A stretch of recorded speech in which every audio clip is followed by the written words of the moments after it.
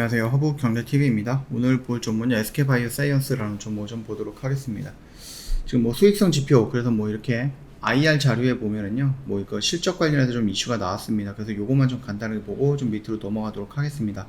매출 총이익률, 영업이익률, 영업이익 같은 경우는 1분기 대비 전반적으로 다 성장을 했죠. 4분기까지는 뭐예요? 여기는 아스트라제네카가 위탁 생산이 되면서 조금 이렇게 올라가는 모습이었고, 그리고 나서 아스트라제네카 끝나고 노바백스로 바로 바톤 터치를 했는데, 그 노바백스가 생산이 조금 주춤거렸죠. 그러다 보니까 1분기에 실적이 좋지 않았던 부분이었고, 2분기는 어느 정도 좀 정상화되어 가지 않을까라는 모습에서 조금 더 긍정적인 모습이 나왔고요. 완벽한 정상화가 되어 있는 3분기와 4분기는 실적이 더 늘어날 것이다 라고 좀 보시면 되겠죠.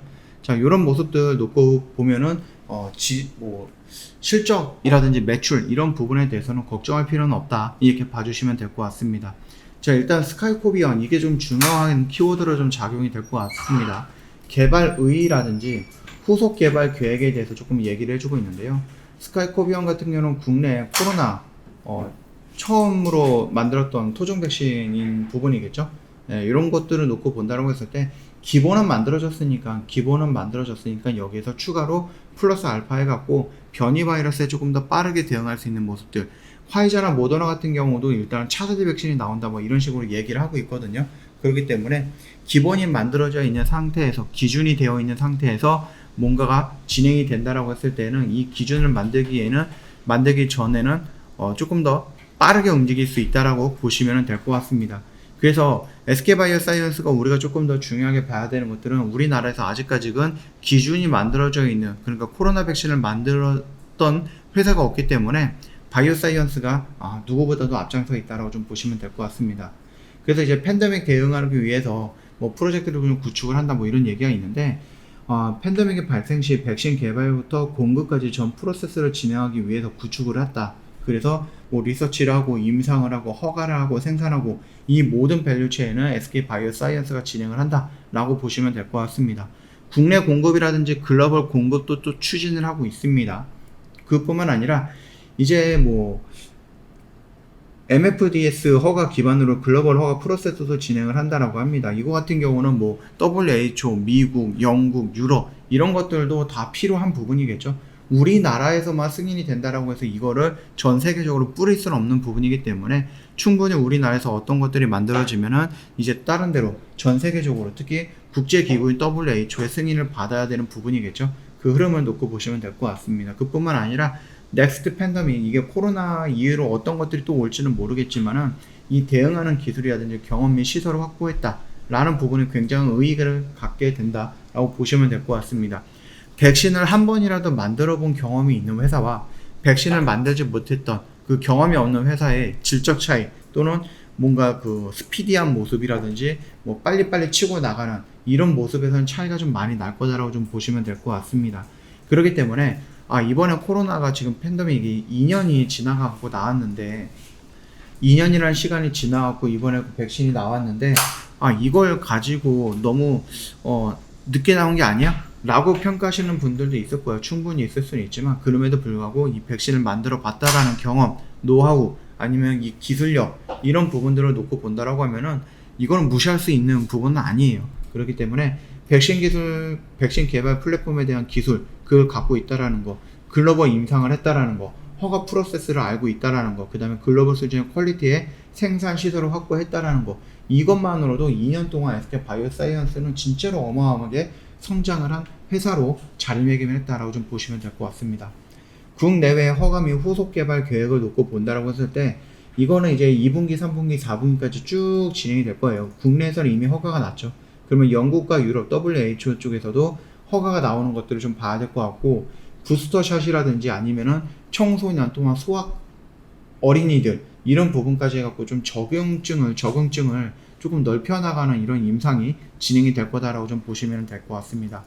자, 일단은 스카이코비언 임상 결과가 이렇게 조금 깔끔하게 좀 나와줬네요. 그래서 요거 같은 경우는 투여 전, 그 다음에 2회, 투여 후, 2주 경과 이런 식으로 좀 나와 있죠.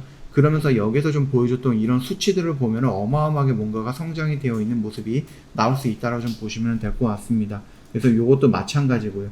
그리고 부스터샷으로서의 이제 접종 결과가 어떻게 나올 것인가 라는 부분이었는데, 역시 굉장히 많은 수치가 좀 향상이 된 것을 좀 보여주고 있습니다. 그래서 2회 접종을 하고 나서 그리고 또 시간이 조금 지난 다음에 3회 접종까지 했을 때 보통 이제 초반에 화이자나 모더나 이런 것들도 초반에 나왔을 때는 2회 접종으로 나왔잖아요. 근데 조금 더 강력한 바이러스들이 나오다 보니까 3회, 4회, 5회 이런 식으로 부스터샷을 맞는 모습들이 연출이 됐는데 2회 접종한 것보다 3회 접종 시 이만큼의 효과가 있다라는 거기 때문에 기본적으로 3회 정도는 맞아야 되지 않을까라고 좀 보시면 될 것 같습니다. SK 바이오사이언스의 성장 전략 뭐 이런 것들이 있는데 어떤 것들을 할 것인가 라고 했을 때 엔더믹으로 가는 부분에서 콤보 백신이라든지 이런 것들이 있잖아요.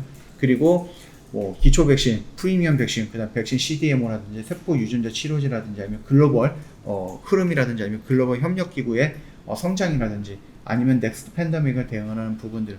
그래서 이런 것들을 또 어떻게 진행을 할 것이냐라고 했을 때 플랫폼의 기술을 개발을 하는 거죠. mRNA 플랫폼이 될 수도 있고요. 그 다음에 M&A, 돈을 많이 벌어놨으니까 이 기술이 필요하다라고 하면은 M&A를 좀 진출하는 부분들도 괜찮을 것 같습니다. 그래서 M&A를 이용해서 기술력을 확보하고 플랫폼을 확보하고 또한 확장할 수 있는 부분들도 부족한 부분들도 확장할 수 있는 부분이다라고 생각하시면 될 것 같습니다. 더군다나 R&D 생산, R&D라든지 아니면 생산 인프라를 조금 더 확장하는 모습들이 좀 나와주겠죠. 그래서 송도라든지 안동의 L하우스 확장하는 모습들도 가져가면서 성장을 할 것이다. 이런 비전을 좀 예비해 주고 있습니다. 주요 시설의 투자, 아까 말씀드렸듯이 송도에 좀 놓고 보면 될 것 같고 안동에도 이런 생산 공장 굉장히 좀 많이 늘릴 거다라고 얘기가 나와주고 있죠. 지금의 몇 배 정도로 늘릴 거다라고 얘기가 나왔으니까 충분히 좀 기다려 보시면 될 것 같습니다. 그뿐만 아니라 얘네들이 SK 바이오사이언스가 코로나만 있다라고 착각을 하면 안 돼요. 지속적인 R&D 투자를 통해서 다수의 파이프라인을 보유하고 있죠.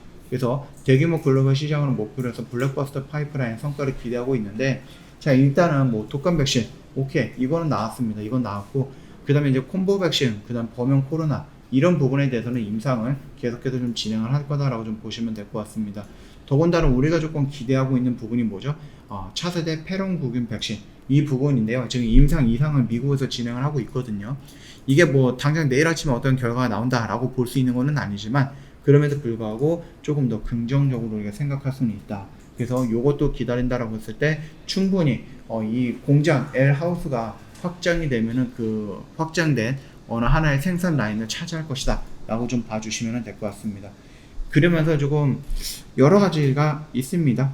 예, 그 장티푸스라든지 아니면은 뭐 자궁 견고한 백신이라든지 로타바이러스 백신 이런 것들도 우리가 좀 볼 수 있는 부분이죠.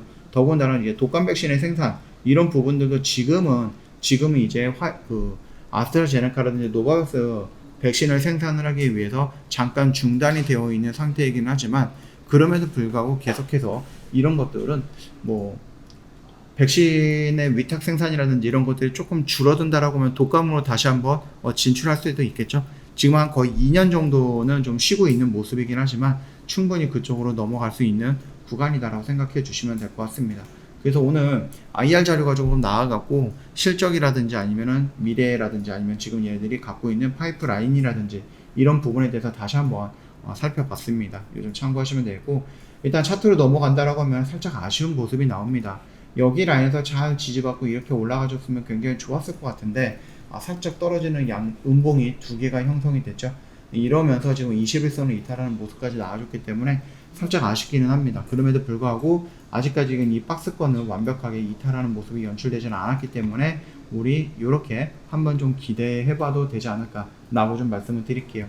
물론 여기서 살짝 이탈을 해줄 수는 있지만 그럼에도 불구하고 다시 한번 반등이 나오는 이런 액션이 나올 수가 있거든요. 조금 더 보면은 여기서 바로 이렇게 올라가는 것보다 어떤 모습이 연출이 될 것 같습니까? 이게 21선이잖아요.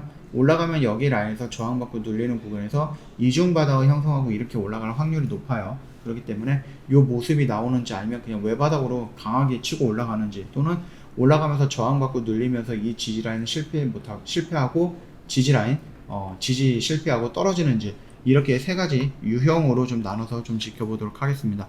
뭐 보는 것마다 조금 대응이 조금씩 달라질 수는 있겠죠. 그럼에도 불구하고 우리가 좀 목표가를 잡는다라고 했을 때는 조금 뭐 스윙적인 관점으로 놓고 본다라면 이 정도까지는 올라가지 않을까라고 판단이 되고 있습니다. 충분히 이 언저리에서 역배열이 정배열로 전환이 되어가는 그런 흐름을 좀 연출해주고 있으니까 참고하시면 될 것 같고, 이 구간에서 저항받고 눌리는 구간이 크게 눌림이 없다 라고 하면 다시 한번 이런 식으로 반등이 나와서 최종적으로 한 30만원 정도, 27만 5천원, 그래서 30만원 요 구간까지는 한번 끌고 가봐도 되지 않을까라고 생각을 합니다. 아까 말씀드렸듯이 이 코로나가 끝났다라고 했을 때에도 그 이후로 좀 우리가 좀 기다려야 되는, 우리가 좀 기다려 볼 수 있는 상승 모멘텀들이 여러 가지가 있거든요.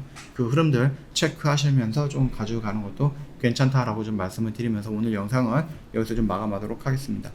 영상 도움이 됐다 그러면 구독과 좋아요 한번 부탁드리겠고요. 저희 홈페이지 오시면요, 카톡 친구 추가하는 방법이 있죠. HRB2019 입력하시고 친구 추가 버튼 눌러주시고 궁금한 거 있으면 문의 남겨놓으시면 되겠고요. 무료 체험 원하시면 언제든지 요청해 놓으시면 됩니다. 자, 오늘 영상 여기서 마감하도록 할게요. 오늘 하루 고생 많으셨고요. 내일 다른 영상으로 또 찾아뵙도록 하겠습니다.